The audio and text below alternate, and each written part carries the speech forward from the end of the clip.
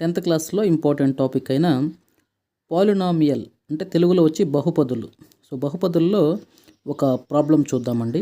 So ఇచ్చిన problem ఏంటంటే draw the graph of the given polynomial. So ఇది ఒక పాలినామియల్ ఇచ్చారు. ఈ పాలినామియల్కి గ్రాఫ్ డ్రా చేయమన్నారు, గ్రాఫ్ గీయమన్నారు. And find the zeros. So ఈ పాలినామియల్ ఏ నెంబర్స్ దగ్గర జీరో అవుతుందో చెప్పండి అని అన్నాడు. అండ్ జస్టిఫై ద ఆన్సర్స్ అని అన్నాడు. సో దీనికి మనం ఏం చేద్దామంటే ఫస్ట్ ఆఫ్ ఆల్ ఏదైనా మనం గ్రాఫ్ గీయాలి అని అంటే ఫస్ట్ ఆఫ్ ఆల్ మనకి ఏం కావాలి, మనం జస్ట్ ఎక్స్ప్లెనేషన్ పాయింట్ ఆఫ్ వ్యూలో చూస్తే సో ఒక ఎక్స్ యాక్సిస్ ఒక వై యాక్సిస్ ఉన్నప్పుడు, ఎక్స్ యాక్సిస్ ఒక వై యాక్సిస్ ఉన్నప్పుడు సో 1 2 3 ఇలాగా. సో టాప్ ఎప్పుడైనా మనము స్టాండర్డ్ నొటేషన్ వచ్చేసేసి యారో ఎటు పెడితే అటుకి మనము పాజిటివ్ సింబల్స్ తీసుకుంటాం. సో ఇది 1 2 3. సో టాప్కి 1 2 3, బాటంకి -1 -2 -3 ఇట్లాగా. లెఫ్ట్ సైడ్కి ఎక్స్ యాక్సిస్ మీద లెఫ్ట్కి -1 -2 -3 ఇట్లా పోతామన్నమాట.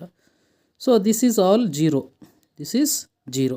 సో ఇలా గ్రాఫ్ ఉన్న ఒక ఎక్స్ యాక్సిస్ వై యాక్సిస్ ఉన్నప్పుడు గ్రాఫ్ గీయాలి అని అంటే మనకి ఏం తెలిసి ఉండాలి, ఎక్స్ పాయింట్ వై పాయింట్ తెలిసి ఉండాలి.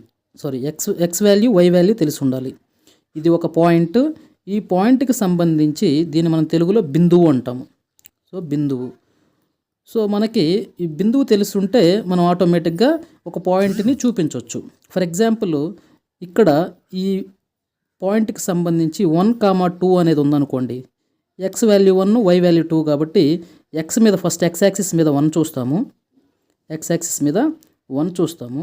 తర్వాత వై యాక్సిస్ మీద ఏం చూస్తాము, 2 చూస్తాము. వై యాక్సిస్ మీద 2 చూస్తాము. సో 2 ఇక్కడ చూస్తాం. సో ఈ రెండు వచ్చి ఎక్కడైతే టచ్ అవుతాయో, x1 y2 వచ్చి ఎక్కడైతే టచ్ అవుతాయో that is the point. So ఈ పాయింట్ని మనం ఏమంటాము 1, 2 అంటాము.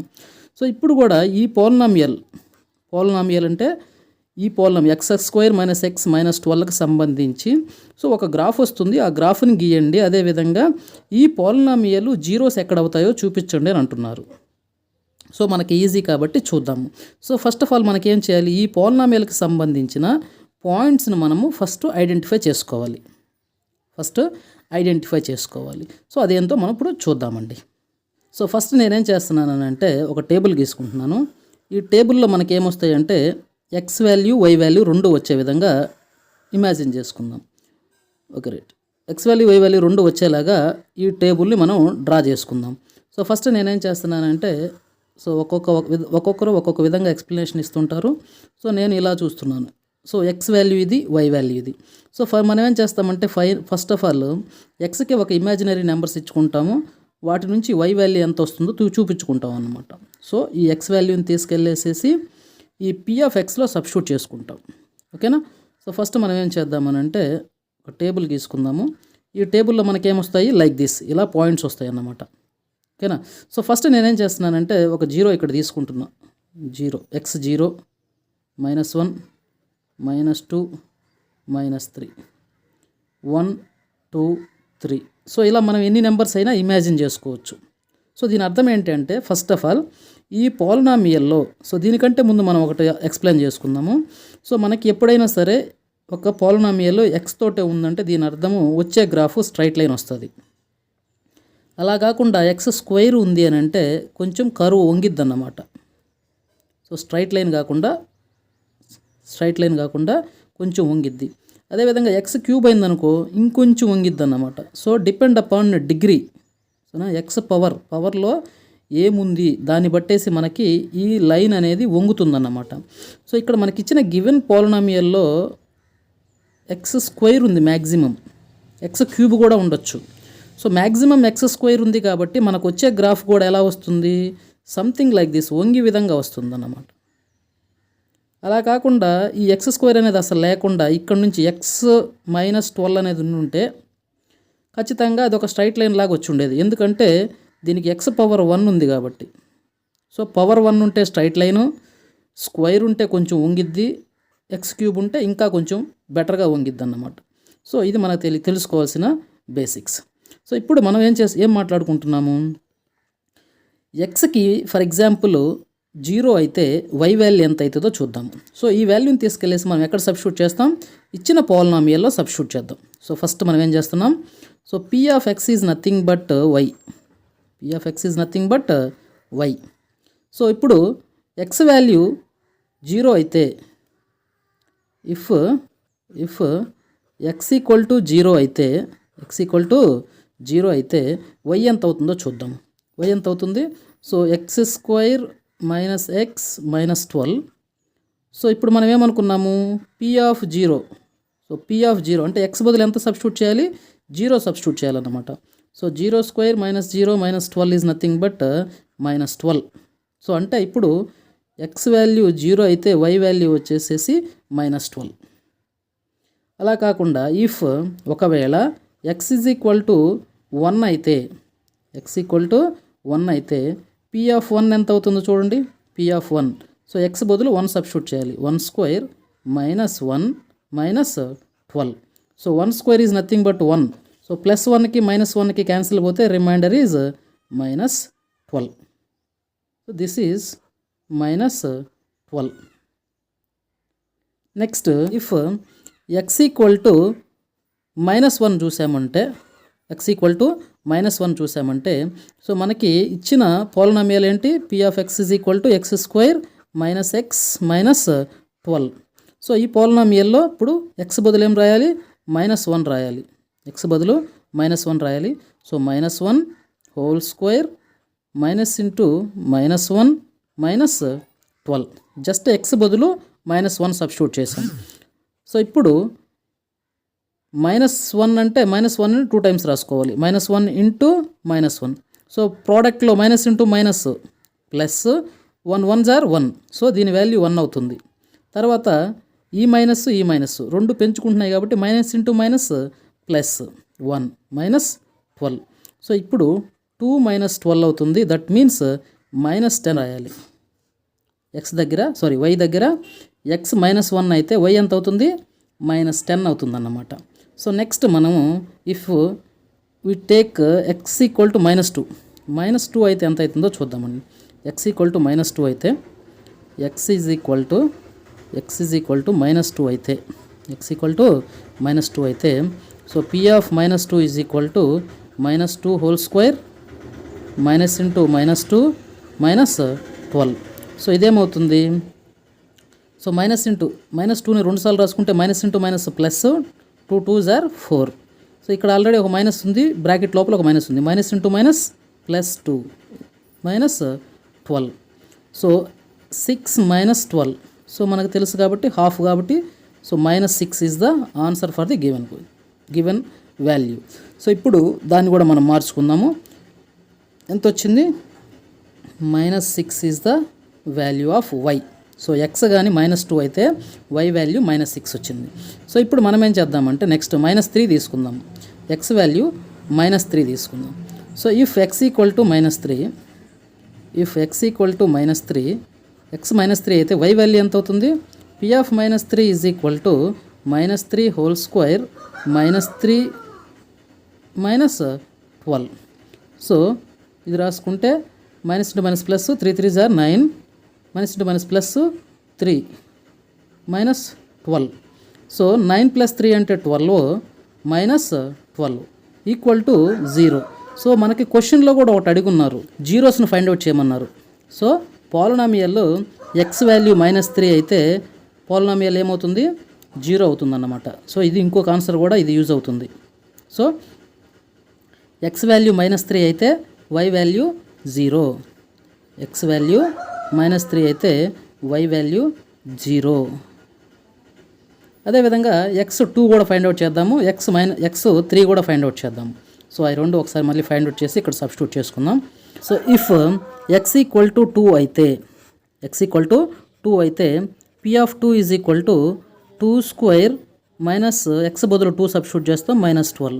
సో 2 2 జార్ 4 minus 2 minus 12. So minus 4 minus 14. So that means minus 10. So x వచ్చేసి 2 అయితే y value minus 10. If x equal to 3 అయితే వై వాల్యూ ఎంత అవుతుందో చూద్దాం. So P of 3 is equal to 3 square minus 3 minus 12. So 3 3s are 9 minus 3 minus 12, that means 9 minus 15. So 15 కాబట్టి -6 is the answer for x equal to 3. So వీటి రెండింటిని కూడా తీసుకెళ్ళి substitute చేస్తే సో -10 -6. దెన్ ఇంకొక వాల్యూ కూడా చేద్దామండి ఇక్కడ మనం, ఎందుకంటే జీరోస్ ఖచ్చితంగా ఈ గ్రాఫ్కి 2 వస్తాయి. సో 4 కూడా చేద్దాం. సో 4 చేస్తే మనకేమన్నా 0 వస్తుందేమో చూద్దామండి, ఎందుకంటే ఈ asked us to find out zeros అని అన్నాడు కాబట్టి. సో నెగిటివ్ సైడ్ 0 వచ్చేసింది, పాజిటివ్ సైడ్ ఎక్కడ వస్తుంది కూడా 0 ఒకసారి చెక్ చేసుకుందాము. సో 4 కానీ సబ్స్టిట్యూట్ చేసామంటే ఇప్పుడు ఏమవుతుందో చూద్దాము. సో x ఈక్వల్ టు 4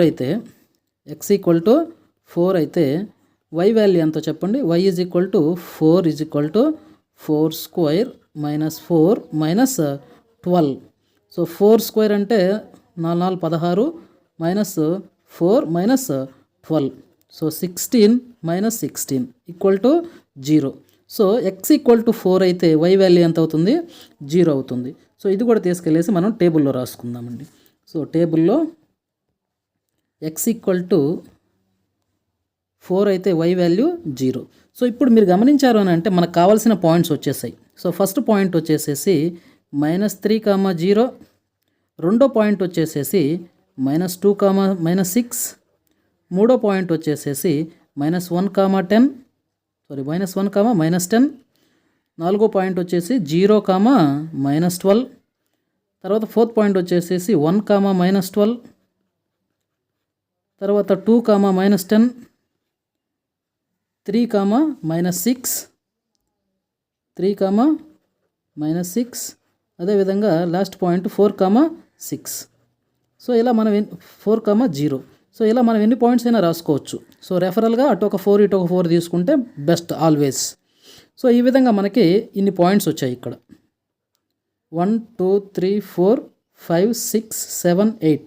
ఈ 8 పాయింట్స్ని యూజ్ చేసుకొని మనము గ్రాఫ్ గీసుకుందామండి. సో మనకు వచ్చిన పాలినామియల్కి సంబంధించిన అన్ని పాయింట్స్ ఇక్కడ మనం లిస్ట్ అవుట్ చేస్తున్నాము. ఈ లిస్ట్ అవుట్ చేసిన పాయింట్స్ అన్నింటిని మనం గ్రాఫ్లో చూపిద్దామండి.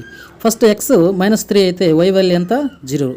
సో x -3, x వాల్యూ అంటే ఇది x యాక్సిస్, ఇది y axis. So we all know x axis and y axis. x -3 అంటే 2కి 4కి మధ్యలో ఇక్కడ వస్తుంది. సో దెన్ y ఎంత? 0.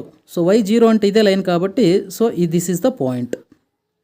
నెక్స్ట్ x వాల్యూ -2 అయితే y వాల్యూ -6 అన్నమాట. x -2 అయితే సో x -2 ఇది, y వాల్యూ ఎంత? -6. సో -6 అంటే ఇది. So this is one more point. Next third point వచ్చేసి -1 -10. సో x -1 అయితే సో ఇక్కడ x -1 అయితే y ఎంత? -10.